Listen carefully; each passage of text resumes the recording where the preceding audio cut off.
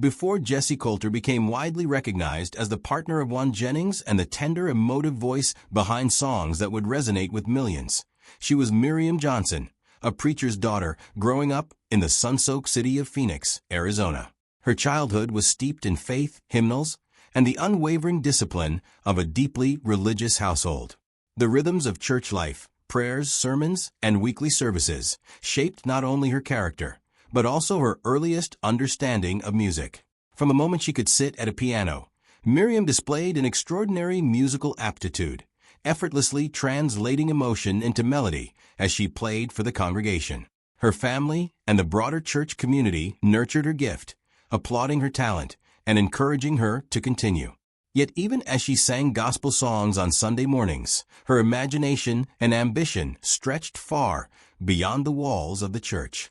Miriam envisioned a life where her music could touch people she would never meet, a dream of reaching hearts around the globe, carried by the notes and lyrics she composed herself. The first real turning point toward a professional career came when she met guitarist Waylon Jennings. Their connection was immediate, their romance swift, and before long, she was married while still very young.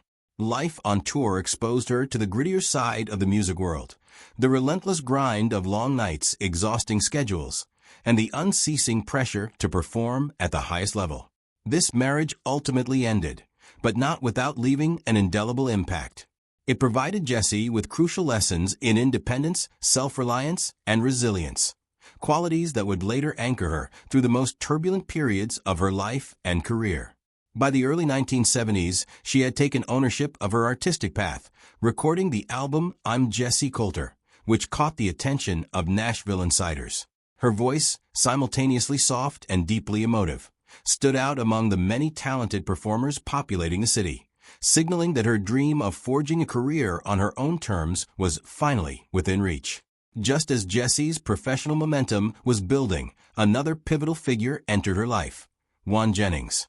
His arrival marked a profound transformation. Unlike her earlier marriage, which introduced her to the mechanics of the music industry, Jessi's relationship with Waylon would plunge her into the full intensity of love, fame, and personal struggle. Already a central figure in the outlaw country movement, Waylon was known as a rebellious, rule-defying force in Nashville. He exuded an almost magnetic energy and charm that drew people to him. Yet beneath the surface lay complex, personal battles. His temper could be volatile, and his ongoing struggles with drugs and alcohol created an unpredictable, often dangerous lifestyle. Nights could swing from the glamorous and thrilling to the lonely and perilous in a matter of hours. From the start, Jessi perceived the man behind the legend, the poet, the dreamer, the wounded soul hidden beneath the tough exterior. Loving him was far from straightforward. It demanded courage, patience, and an unwavering sense of loyalty. Their relationship was defined by extremes, exhilarating highs and devastating lows, heated arguments followed by passionate reconciliations, and prolonged absences punctuated by intense, magnetic returns.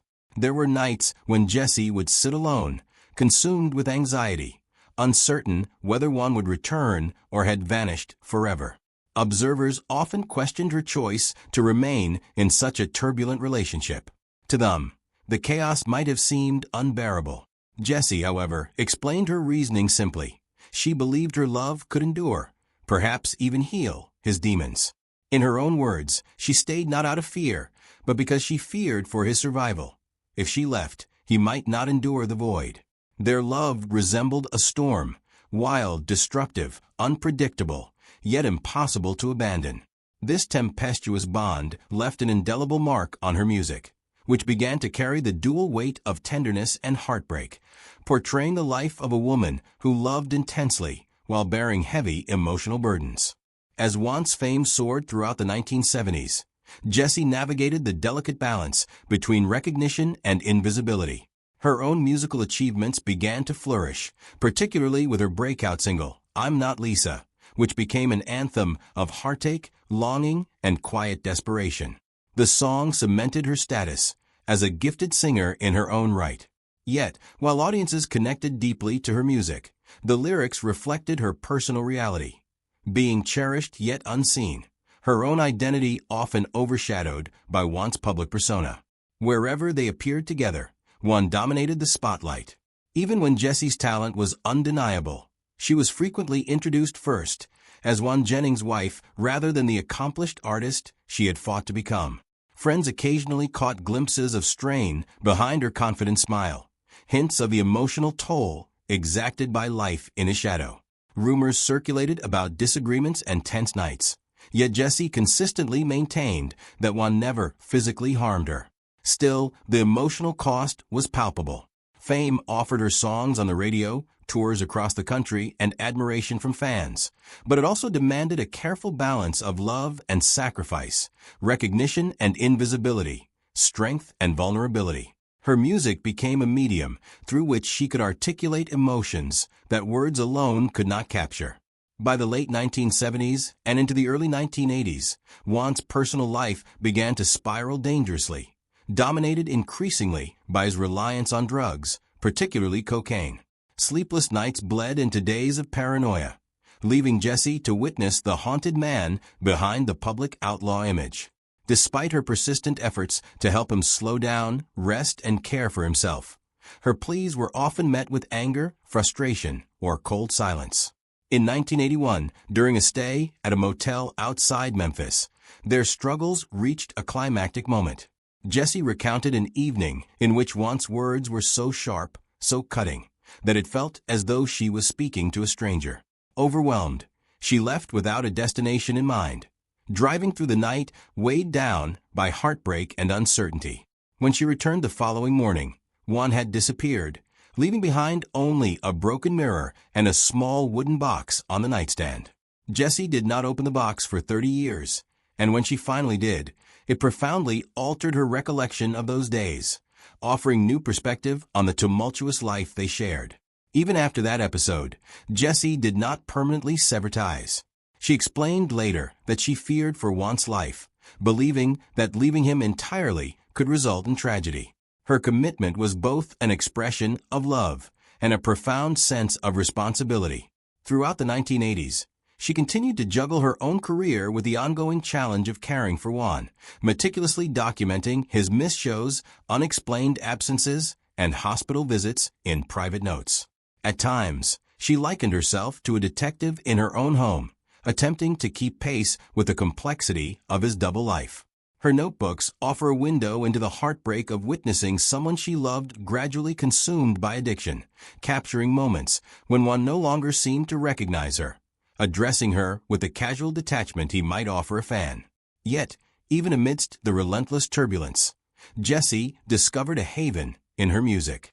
One unexpected gift, a mysterious piano, arrived at their home, bearing a message beneath the lid for the one who stayed. The sender remained unknown, but the instrument reminded her of her roots, reconnecting her to gospel songs and sacred melodies that had sustained her during childhood. Music became a sanctuary, a way to process experiences too painful to articulate. Among the memories she wrestled with was a particularly heavy secret, a letter one had once forced her to burn, linked to events in Tucson. Though she believed destroying the letter erased the memory, its shadow lingered, emblematic of a mixture of love, music, and unresolved secrets that had defined their life together. Jessi carried these secrets quietly, protecting Juan, herself, and the broader legacy of outlaw country. One story in particular continues to intrigue fans and historians alike: the mysterious Tucson letter. Jessi revealed that one instructed her to destroy a letter connected to something in Arizona that he could not face. She never disclosed its contents, leaving speculation about past love, betrayal, or a haunting mistake to run rampant. Even after destroying the letter, the memory persisted, a ghost that refused to leave her consciousness. Tucson came to symbolize the shadowed corners of their love story, the weight of secrets, the burdens they carried, and the unseen pain of another person's life.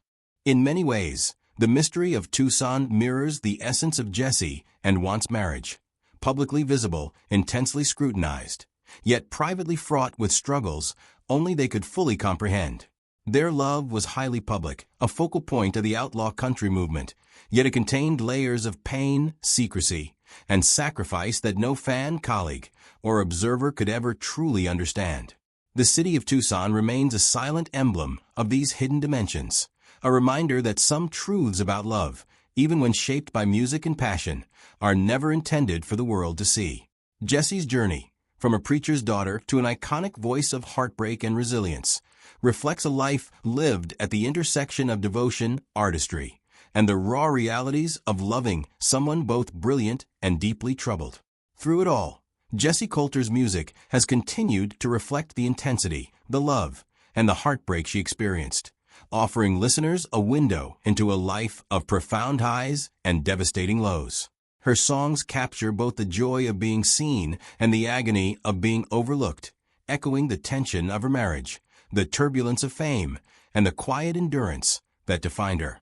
Every note, every lyric carries the weight of her history, the lessons learned from Duane Eddy, the all-consuming storm of Waylon Jennings, the sacrifices made for love, and the personal resilience that allowed her to survive and ultimately thrive amidst chaos. Jessi's story is not merely one of music or fame. It is a testament to the human capacity for endurance, empathy, and devotion. Her life demonstrates how love can be both sustaining and destructive, how artistry can provide refuge from pain, and how silence can sometimes be a shield for both the self and others. In revisiting her past, from the earliest hymns of Phoenix to the electrifying yet dangerous stages of Nashville, one sees the full measure of a woman who gave herself wholly to her art and to the people she loved, navigating a world that often celebrated her partner while leaving her brilliance quietly waiting to be recognized. The echoes of that journey continue to reverberate in her music today, a lasting chronicle of a life lived with extraordinary intensity, courage, and heart.